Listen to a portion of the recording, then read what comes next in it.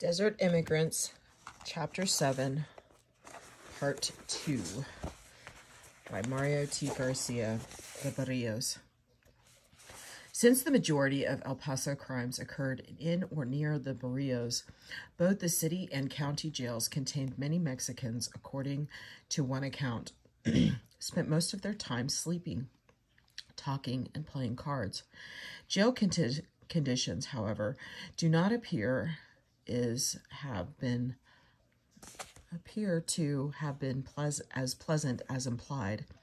Indeed, apparent negligence on the part of jail officials caused a major tragedy in March of 1916. In order to clean prisoners of lice, jailers often washed them and their clothes in gasoline. Although they warned inmates not to light matches, the guards did not search them to prevent possible explosions or fires. On one occasion, a prisoner struck a match to light a cigarette, which produced an explosion of the vats filled with gasoline. The Herald disclosed that 25 prisoners had been fatally burned.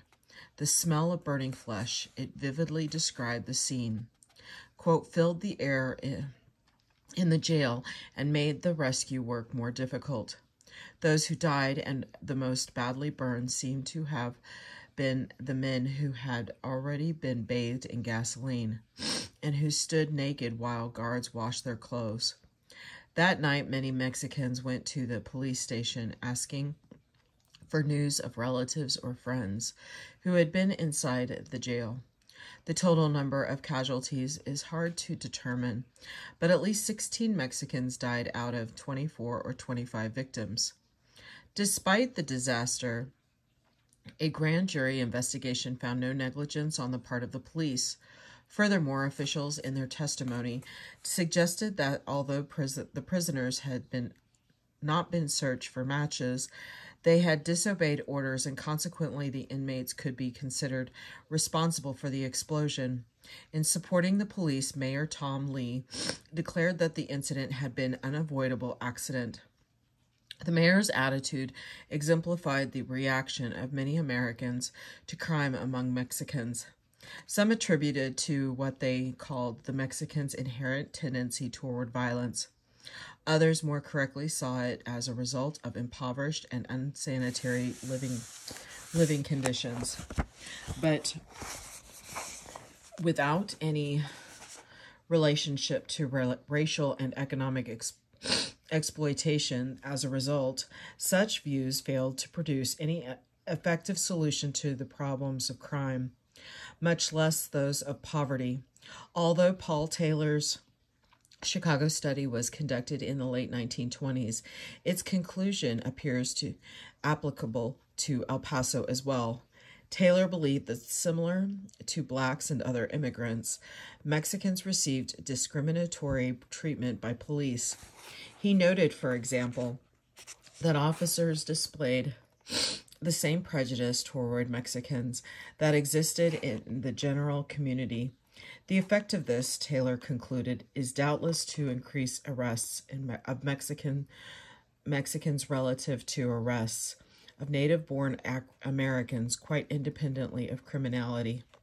In spite of the indifference of many Americans towards life in the Barrios, there were some charity and reform groups, the city's progressives, who recognized a need to raise housing, health, and educational standards. Among the Mexicans, however, their programs failed to focus on the true source of the Mexicans' deprivation, employers' desires for cheap labor. Instead, they stressed the impoverishment of the Mexican's health and his Americanization, but still within a de facto segregated condition. Reformers acted, moreover, with the aim of assisting El Paso development into a major southwestern city.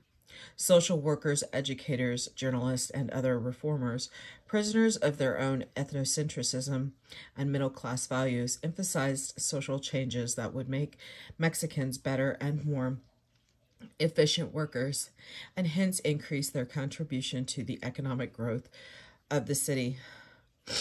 Besides activities of the Catholic Church and some Protestant denominations, early social work in El Paso was under the direction of the Women's Charity Association, organized in 1903. Composed of Americans, the association proposed to aid and relieve destitute, sick, and friendless women and children, unquote. Among its activities, it started the El Paso Consumption Relief Association, which in 1908 erected tent houses in Highland Park in the northeastern section of the city for some tuberculosis patients from Chihuahua.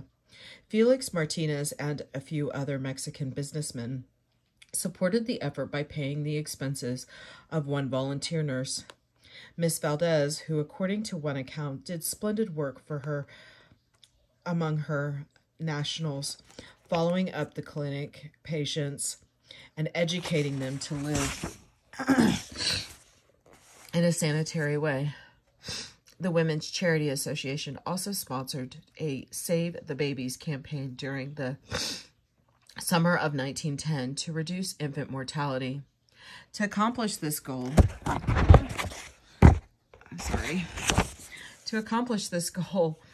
it opened a baby clinic in the courthouse basement where local physicians donated their time and to which the city and county government each contributed $300 per month for milk supplies. While the association cared for the Mexicans' health needs, its director, Miss Grace Franklin, understood the benefits that would accrue to the American neighborhoods by such medical improvements in the Barrios. The same fly, unquote, she warned other Americans about typhoid germs, may be carried by a horse to the plaza and from the plaza to your own table. Franklin emphasized that Americans should support the association as a way of improving the work performance of Mexicans. El Paso must face her problems. She cannot shift the burden with a shrug of her shoulders. The Mexicans are here, and every family in El Paso comes into close contact with them. Therefore, if El Paso wishes to improve her servant class, she must improve the homes from which this class comes. Next to the baby clinic, Franklin requested the city to take additional steps to eradicate disease in Chihuahua. These would include a city license and health inspection for all street food vendors and for stores in the area that sold milk. She also urged a better sewer system in South El Paso, a summer camp for Mexican children, and a baby hospital. Unable to accomplish these objectives with little support from government or business interests, Miss Franklin resigned in disappointment in 1911. Of her departure, Miss Olga Kohlberg, one of the association's directors, commented perhaps she was too far advanced for us and impatient of our slower minds and methods. Lack of funds, as well as a need to coordinate charity work in the city and county, made the association dissolve itself in 1915 and organize with other reform groups. The El Paso Associated Charities, with an annual budget from city and county governments and individual contributors, the organizers aimed to take care of the unfortunates who were unidentified religiously and who too frequently took advantage of all charities, rather than doing anything to relieve their own misfortunes. The association's budget increased from $16,000 in 1915 to over $23,000 in 1918, and with a 67-member staff, operated an employment bureau, distributed tuberculosis information in English and Spanish, and ran the Sunshine Day Nursery on South Campbell Street and Chihuahua. which cared for 30 to 50 Mexican children each day.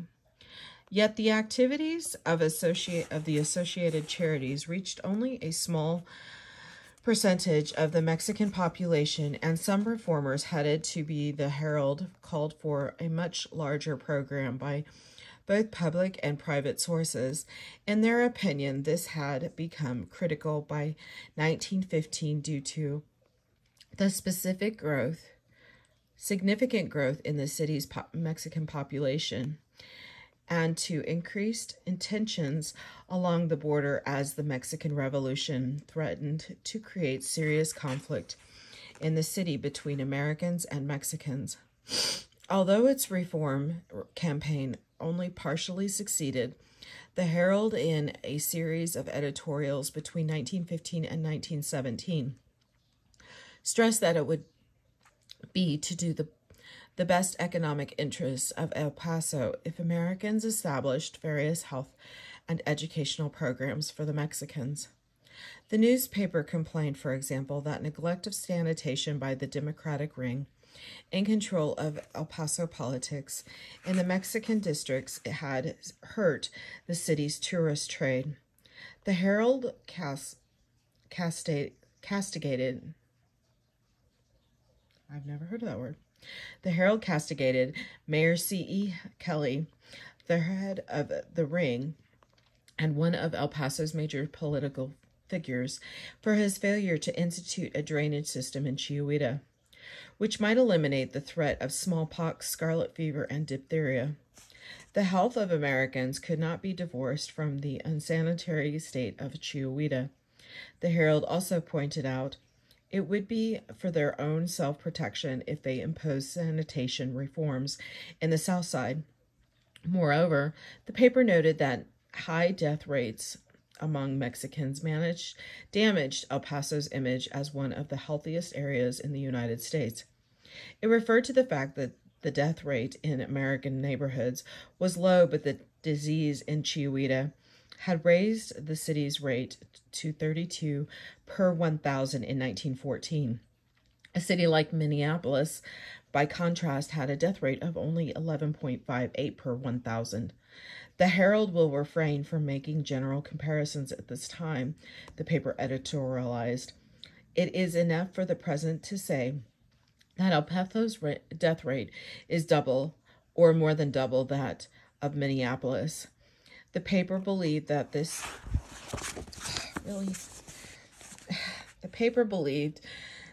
large number of deaths could be lowered only if Americans recognized the Mexican settlements as part of their responsibility.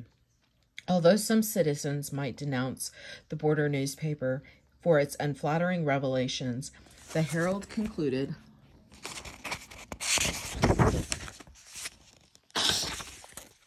Americans could not avoid the serious menace of Chihuahua and the destructive effects it had upon every family and business.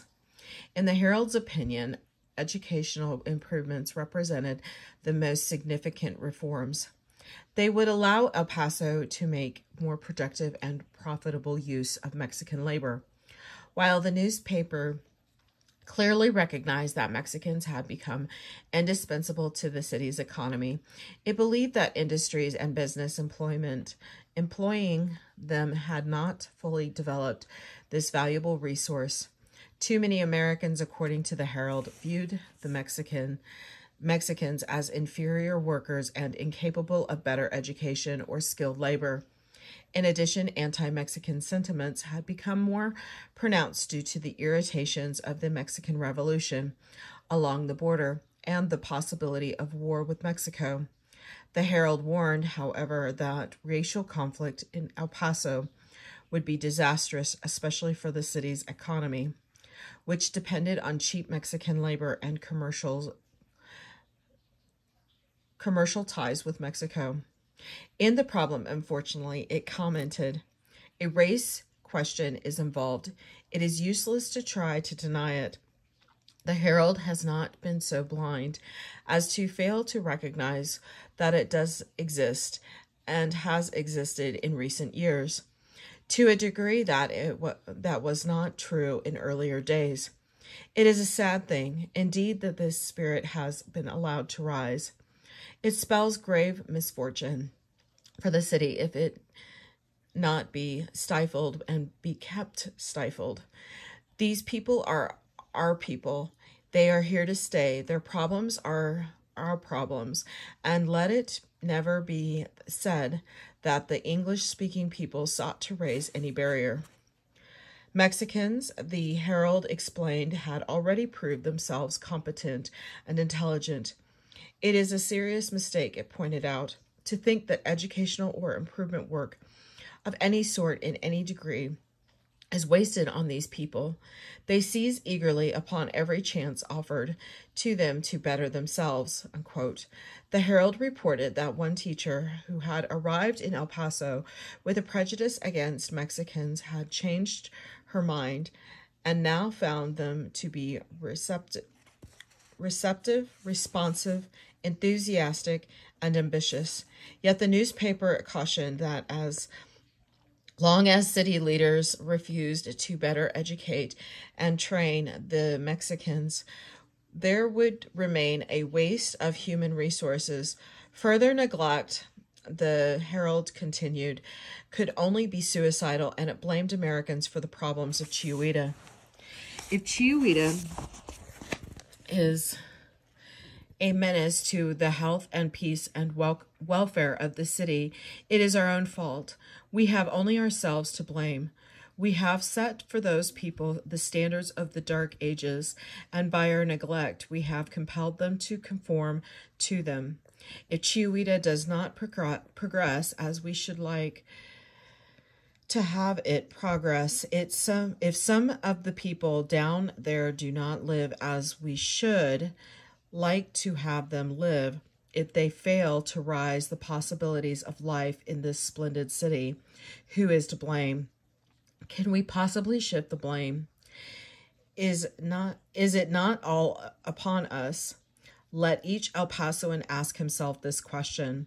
What would become of the petted children of the best of our homes if these children were to be condemned to neglect and squalor and darkness of enforced ignorance to which we El Pasoans condemn the children to Chihuahua?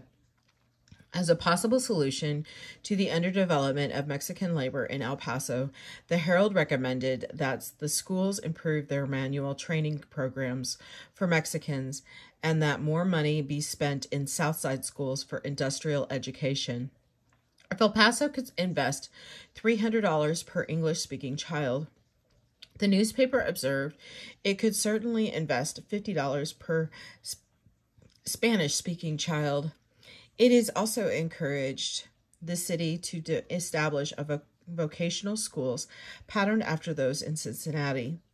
The paper informed its readers that this Midwestern city had elementary industrial schools, a continuation school for apprentices, compulsory continuation schools, and schools for foreigners, mental defectives,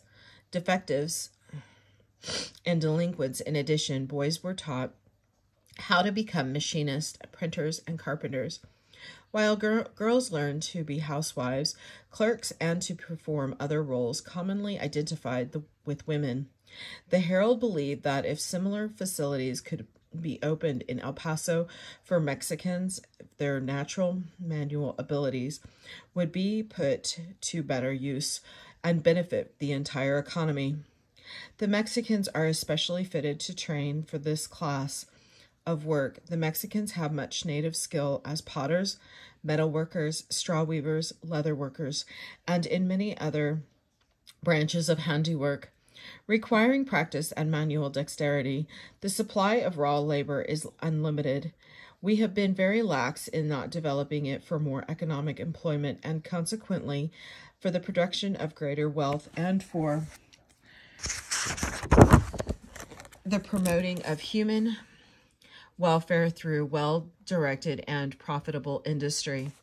Furthermore, the Herald predicted that if El Paso augmented its vocational offerings, it would not only improve the productivity of the Mexicans at continued cheap wages, but it would also attract Spanish-speaking students from Latin America and make El Paso as an international center of industrial education.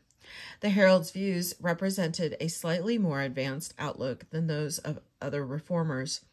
In El Paso, although the paper did not advocate racial integration in jobs, housing, and schooling, nor did it intend to do so, allowing for better occupational opportunities for Mexicans, the Herald proposals would still maintain them in manual jobs with lower wages than American workers and in segregated economic, political, and social condition. At the same time, improving their skills would result in greater production and profits for employers. Although the Herald's reforms campaign put forth a middle-class, pragmatic solution to the economic and social problems arising from a large-scale Mexican immigration, its consequences could still leave Mexicans in a vulnerable and exploitive position. Continued neglect of our Chihuahua problem, the Herald nevertheless concluded in bold type, is the most costly and dangerous mistake El Paso is making. A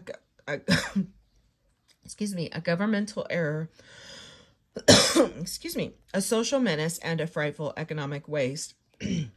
Yet, despite the Herald's efforts, and although some Mexicans after 1920 managed to leave the early settlements and move into better neighborhoods, the continued reliance by El Paso and the Southwest on cheap manual labor from Mexico assured the survival of Chihuahua and the other poverty-stricken immigrant sections of the city.